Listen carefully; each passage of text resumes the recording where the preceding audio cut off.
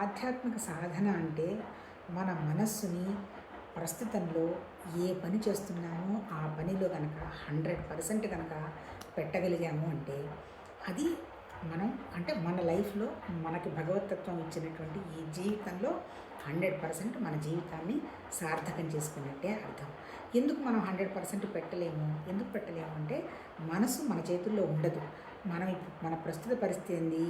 మనసు ఎలా చెప్పితే అలా నడుస్తున్నాం. అంతే. అంటే అర్థం ఏంటి? ఇప్పుడు మనం చేయాల్సింది ఏంటి? ఆధ్యాత్మిక సాధన అంటే మనం ఎలా చెప్తే మన మనసు అలా పనిచేయాలి. అప్పుడు అంటే ఏంటి? మనందరికీ తెలుసు ఏది మంచి ఏది చెడు అని. ప్రతి వాళ్ళకి మనకు తెలియకుండానే అంతర్గతంగా ప్రతి వాళ్ళకి జ్ఞానం ఉంది. జ్ఞానం లేని వాళ్ళు ఎవరు లేరు. ఆ జ్ఞానాన్ని ఆత్మ అంటారు. ఆత్మ అంటే ఏంటి? మన శరీరానికి సంబంధించి, మన ప్రాణానికి సంబంధించి, మన మనసుకు సంబంధించి వీటన్నిటినీ కలిపి దీన్ని క్షేత్రం అన్నారు. క్షేత్రం అంటే ఏంటి? అంటే ఒక పరికరం అన్నమాట. ఈ క్షేత్రానికి సంబంధించినటువంటి విషయం పరిపూర్ణంగా ఎవరికి తెలుస్తుందో వాళ్ళని జ్ఞాని అన్నాడు. ఏంటి జ్ఞానం అంటే ఏంటి?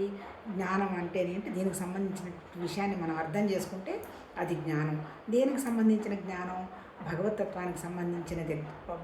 భగవతత్వం ద్వారా వ్యక్తమైనటువంటి ఈ శరీరం భగవతత్వానికి, ఈ ప్రాణానికి, ఈ మనసుకి, శరీరానికి పిసరంత కూడా తేడా లేదు అనేటువంటి విషయం జ్ఞేయం.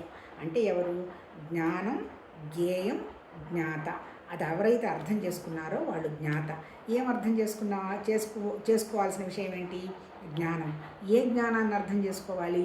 జ్ఞేయానికి గురించిన జ్ఞానం అర్థం చేసుకోవాలి. జ్ఞేయం అంటే ఏం లేదు, భగవతత్వానికి సంబంధించినటువంటి విషయం. మన ఎంటైర్ ఆధ్యాత్మిక సాధన అంతా చెప్పింది ఏంటి? నీ శరీరానికి పెద్ద విలువ ఇవ్వవాకు. అంటే శరీరానికి సంబంధించిన విషయాలకు పెద్దగా విలువ ఇవ్వకు. కానీ శరీరం అనేది ఒక పరికరం. దాంట్లో ప్రాణశక్తి ఉండబట్టే ఈ శరీరం ఉన్నది. ఈ ప్రాణశక్తిని నడిపించేది ఎవరు? నీ జ్ఞానం. నీ జ్ఞానం అంటే ఎవరమంటే నీ మనసే.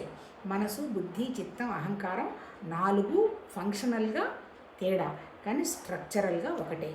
నీకున్నటువంటి నీ జ్ఞాపకాలు, నీ జ్ఞానానికి అనుగుణంగా నీకు ఆలోచనలు వస్తాయి. అంతే కదా, ఎవరికైనా అంతే కదా. 800 కోట్ల మంది ప్రజల యొక్క ఆలోచనలు ఎవరి ఆలోచనలు వాళ్ళవే. కాకపోతే ఏంటి? అందరిలో ఉన్నటువంటి క్షేత్రజ్ఞుడు ఒకడే. క్షేత్రజ్ఞుడు తేడా లేడు. అంటే అర్థం ఏంటి? అందరిలో ఉన్నటువంటి భగవతత్వం ఒకటే. ఇంతమంది భగవంతులు లేరు, ఉన్నది ఒకటే భగవతత్వం. అందరి క్షేత్రాల్లో ఉన్నటువంటి భగవతత్వం ఒకటే. కాకపోతే ఏంటి?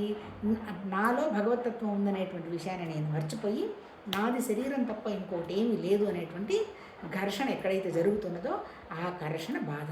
అందుకని ఆ ఘర్షణ ఎందుకు పడుతుంది అనేటువంటి విషయాన్ని ఉపయోగించి మన మనసు మీద మనం పనిచేసుకొని ఘర్షణ